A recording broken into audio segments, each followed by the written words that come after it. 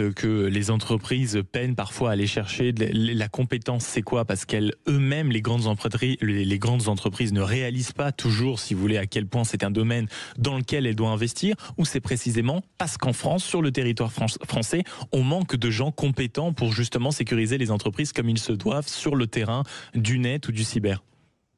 Sur le territoire européen, on manque de compétences dans des proportions... Vous élargissez le spectre, c'est pas qu'en France, c'est européen. Oui, c'est pas spécifique à la France, c'est au niveau européen qu'on a une déficience en compétences considérable, de l'ordre du demi-million de talents qui manquent. Attendez, qu'on s'arrête sur ce chiffre. En manque pour, et on l'observe, pour un phénomène qui est totalement croissant et qui vient toucher de la plus grande à la plus petite entreprise jusqu'aux données confidentielles, on manque de près d'1 million de personnes en Europe. Un demi-million. Un demi-million.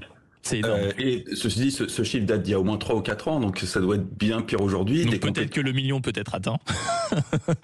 Non, je pense pas que c'est pas en croissance à ce point, mais le déficit en compétences est considérable. Il y a un vrai problème de formation. C'est pas du tout évident à former, et du coup, il faut recruter des gens qui n'ont pas nécessairement les diplômes, les CV qui habituellement font office de méthodologie de recrutement pour les services RH. Et puis, les salaires sont beaucoup plus intéressants à l'étranger. Typiquement, si vous allez en Allemagne, vous aurez non seulement des plus gros salaires dans la cybersécurité, mais également un statut social bien plus enviable.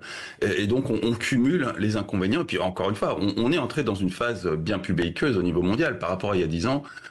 On est aussi aujourd'hui en tension particulièrement extrême avec la Russie, mais également avec bon nombre de pays africains avec lesquels on a, pour certains, rompu toute relation diplomatique.